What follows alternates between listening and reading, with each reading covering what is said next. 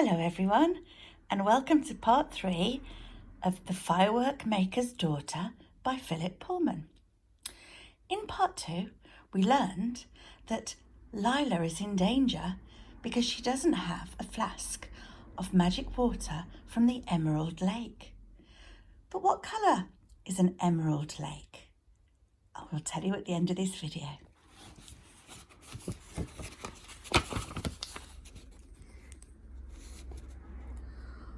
All this while, Lila had been making her way through the jungle towards the sacred volcano.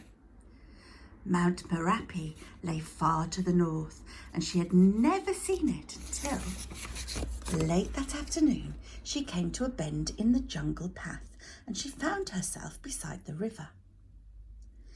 The size of the great mountain made her gasp. It was far away on the very edge of the world, but even so it reached halfway up the sky, with the bare sides rising in a perfect cone to the glowing crater at the top. From time to time, the fire spirits who lived there rumbled angrily underground and threw boiling rocks high into the air. A plume of eternal smoke drifted from the summit to join the clouds. Oh, how can I ever get there, she wondered, and she felt her heart quail. But she had chosen to make the journey, and she could hardly turn back when she had barely begun. She shifted her bundle from one shoulder to the other and walked on. The jungle was a noisy place. Monkeys gibbered in the trees, and parrots screeched, and crocodiles snapped their jaws in the river. Every so often, Lila had to step carefully over a snake sleeping in the sun, and once she heard the roar of a mighty tiger. There was no one to be seen except for some fishermen laboriously rowing their boats across from the other side of the river. She stopped and watched as they brought their boat in towards the bank where she was standing. They weren't making very good progress. There were 6 or 7 of them, and all their oars were getting in one another's way as she watched one of the fishermen miss the water completely with his oar, which swung round and clumped another fisherman on the head. That fisherman turned around and punched the first one, who fell off his seat with a squeal and dropped the oar in the water. One of the others tried to grab it, but instead he fell out the boat, which rocked so violently that the others all cried out in alarm and grabbed the sides.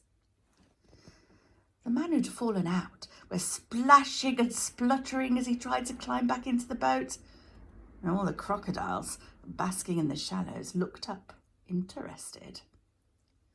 Lila caught her breath in alarm, but the fisherman was so helpless that she could hardly stop herself from laughing, because when the man in the water leaned over the gunwale, all the men in the boat leaned over that side to help him, and the boat tipped over so far that they nearly fell in too.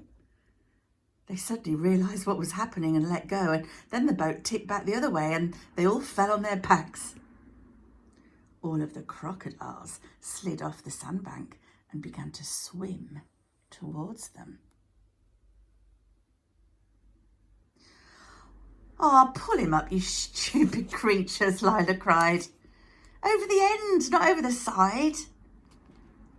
One of the fishermen heard her, and he hauled the man over the stern to lie in the bottom, flapping and gasping like a fish. Meanwhile, the boat had drifted into the side, and Lila put out a hand to stop it bumping. As soon as they saw her, the fishermen nudged one another. "Look," said one. "Go on," muttered one of them. "You ask her." "No, it was your idea. You do it." "It wasn't me, it was Chang." "Well, he can't say anything, he's full of water."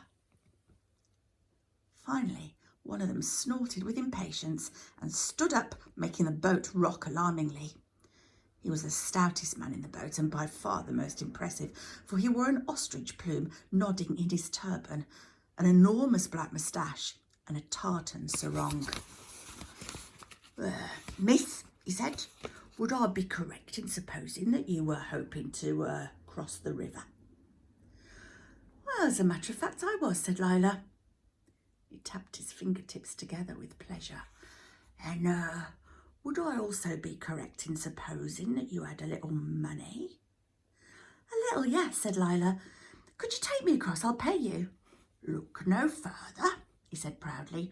Rambashi's river taxi is at your service. I am Rambashi, and welcome aboard. Lila wasn't sure why a river taxi should have the name The Bloody Murderer painted on the bow, nor why Rambashi should be wearing no less than 3 daggers in his belt, one straight, one curved, and one wavy. However, there was no other way to cross the river, so she stepped aboard, trying to avoid the man who had been saved from drowning, who was still lying dripping in the bottom of the boat. The others took no notice of him at all, but rested their feet on him as if he was a roll of carpet. Cast off, my brave lads, cried Rambashi. Lila sat in the prow and held the sides apprehensively as the bloody murderer swayed out into the current. Behind her, she could hear the clash of oars as the blades banged together, the cries of pain as one man's handle struck another man's back, and the groaning and cursing as the half-drowned man tried to regain his seat. But she didn't take much notice because there was plenty to look at on the water. There were dragonflies and hummingbirds and a family of ducks out for an afternoon cruise and crocodiles practising looking like logs and all sorts of things, but presently she noticed that the rowers had stopped talking and the boat wasn't rocking unsteadily as it had been when they were rowing. In fact, it was drifting. And the oarsmen weren't entirely silent either. She could hear whispers. You tell her. No, I don't want to. It's your turn. You've got to. You said you would. Let Chang do it. It's about time he did something. No, he's not fierce enough. You do it. Lila turned around. Oh, for goodness sake, she said, why? But she didn't finish the sentence because of the sight that met her eyes.